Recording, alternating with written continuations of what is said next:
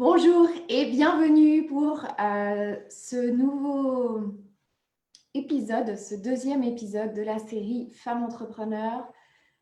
Activez et réveillez votre âme de leader. Comment et pourquoi? Alors, dans l'épisode précédent, nous avons vu notamment la peur de mettre de l'huile sur le feu si on réveille notre âme de leader et si on prend notre place de leader.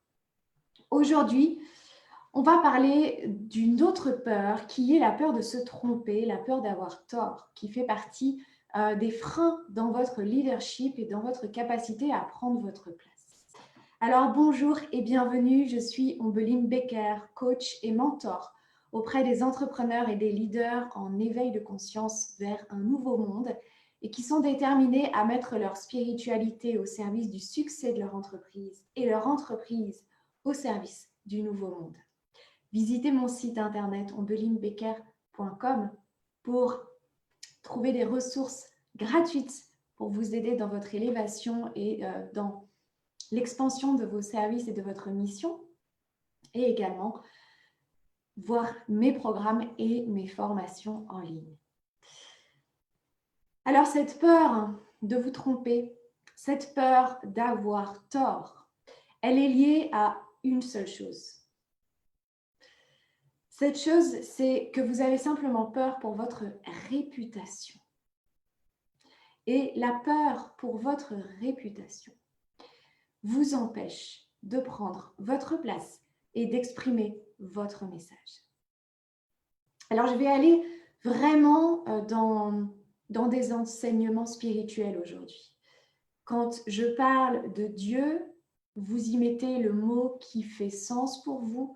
Je ne suis pas du tout dans une religion, je suis dans une spiritualité plus globale qui est dans la liberté de l'être et la reconnexion à son soi divin pour devenir en fait des êtres humains divins.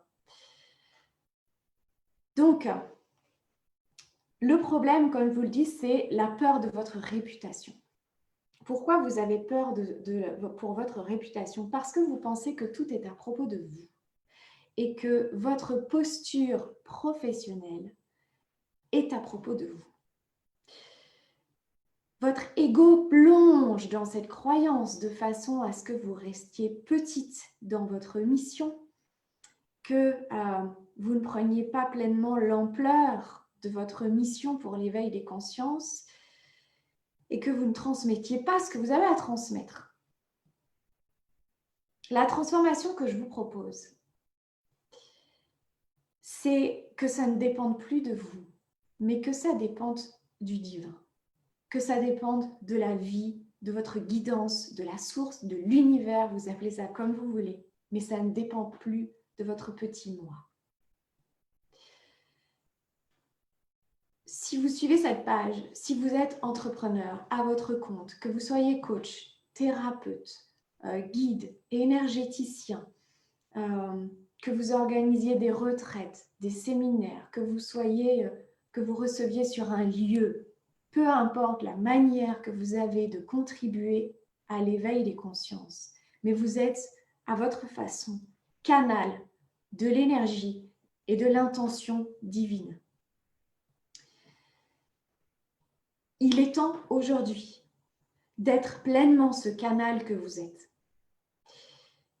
Pour ça, il faut une réelle transformation, une ouverture, une acceptation de cette mission, de façon à ce que vous vous laissiez pleinement guider.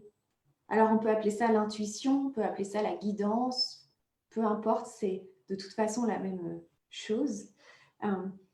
Mais de vraiment laisser cela agir à travers vous. Alors, ça peut être dans votre pratique méditative, ça peut être dans vos rituels de centrage, d'alignement avant de recevoir vos clients, par exemple, ou avant un moment de créativité, avant un moment où vous devez communiquer, ou vous exprimer. C'est vraiment de vous mettre au service de plus grand que vous, pour que ça soit ce plus grand que vous qui agisse à votre place et non plus votre ego. Et ce qui est important de comprendre ici, c'est que ce n'est pas votre réputation qui est en jeu, c'est celle du divin. C'est celle de l'univers, c'est celle de la vie.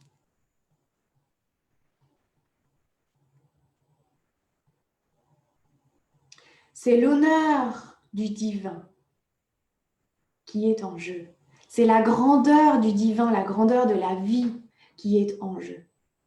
Et quand je dis la grandeur du divin et la grandeur de la vie, nous sommes tous concernés parce que nous sommes tous reliés à cette grandeur. Et toute l'intention de cette période en ce moment et de l'évolution de l'humanité, c'est que chacun reconnecte à cette propre grandeur parce que la planète elle-même est en train d'augmenter ses fréquences de vibration pour se reconnecter à sa grandeur divine. Donc nous sommes tous appelés à cela. Et ça crée de l'inconfort à l'intérieur de nous. C'est ça qui brasse réellement. Voilà ce que je vous propose.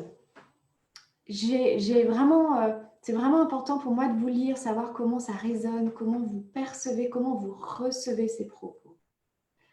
Si tout cela n'était plus à propos de vous, mais à propos de l'honneur divin, si vous choisissiez pleinement de ne plus agir à partir de votre petit moi, mais d'être pleinement canal de ce plus grand que vous, de laisser ce plus grand que vous s'exprimer à travers vous, que ce soit par vos mains, par vos mots, par vos écrits.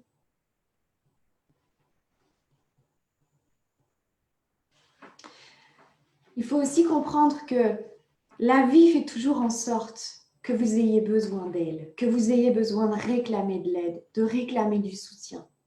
Donc, plus vous allez continuer à être dans cet espace d'ego, de petit moi, où vous croyez que tout est à propos de vous et que votre réputation est en jeu, vous n'aurez pas d'impact. Vous ne réaliserez pas votre réelle mission. Votre réelle mission, ça n'est pas d'être coach, d'être thérapeute ou d'être dans la relation d'aide. Votre réelle mission, c'est de reconnecter au divin que vous êtes et de l'incarner dans votre humanité. En fait, la seule chose qui vous manque, c'est la foi.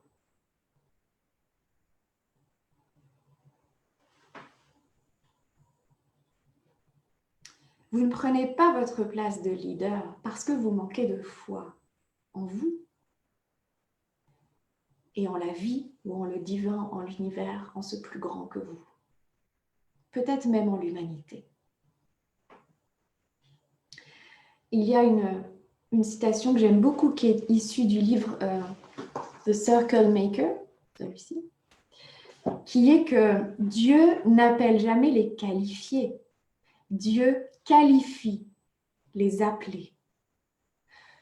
Donc, il est normal que vous vous sentiez appelé avant de vous sentir qualifié. Parce que c'est en faisant ne serait-ce qu'un premier petit pas que la vie va vous soutenir et que la vie va vous qualifier. Vous ne serez jamais complètement qualifié. Vous vous qualifiez à chaque petit pas, à chaque preuve de votre engagement. Et le plus merveilleux dans tout ça, c'est d'être capable d'agir comme si ça dépendait de vous, mais de prier, d'avoir la foi, comme si ça ne dépendait que de Dieu, que du divin, que de la vie. Agissez comme si ça dépendait de vous et priez comme si ça ne dépendait que du divin.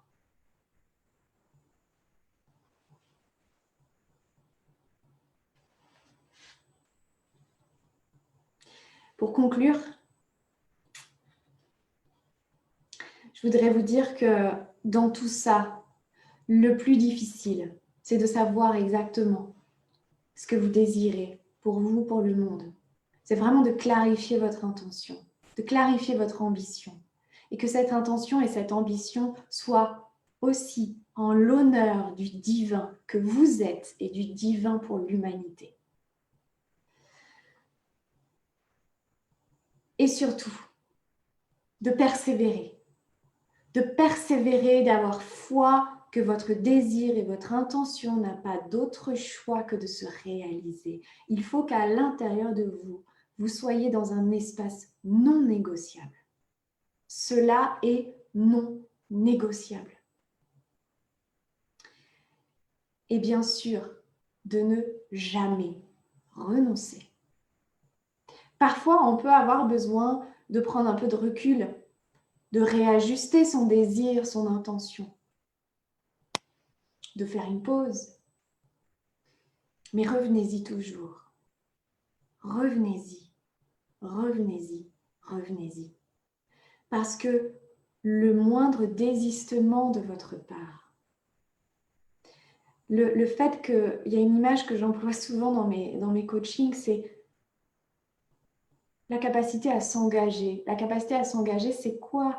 C'est comme si vous disiez au divin, ok, je m'engage à réaliser ma mission pour l'humanité. Par contre, je ne plonge pas complètement dans la piscine. Je mets simplement le petit doigt pour tester la température. C'est pas ça s'engager. C'est pas ça prendre sa place de leader. C'est pas ça avoir de l'impact. C'est pas ça contribuer à l'éveil des consciences. Et c'est pas ça dont le monde a besoin pour matérialiser ce nouveau monde et cette nouvelle humanité. Non, ce dont on a besoin, c'est que vous plongiez intégralement dans cette piscine sans même savoir la température de l'eau. Et vous plongez parce que vous avez foi que la température sera juste celle qui vous conviendra. Ni trop chaude, ni trop froide. Simplement la température nécessaire pour que ça réveille encore plus vos tripes, mais que ça soit quand même suffisamment confortable pour que vous y alliez et que vous y soyez digne et intègre. Dites-moi comment tout cela résonne pour vous.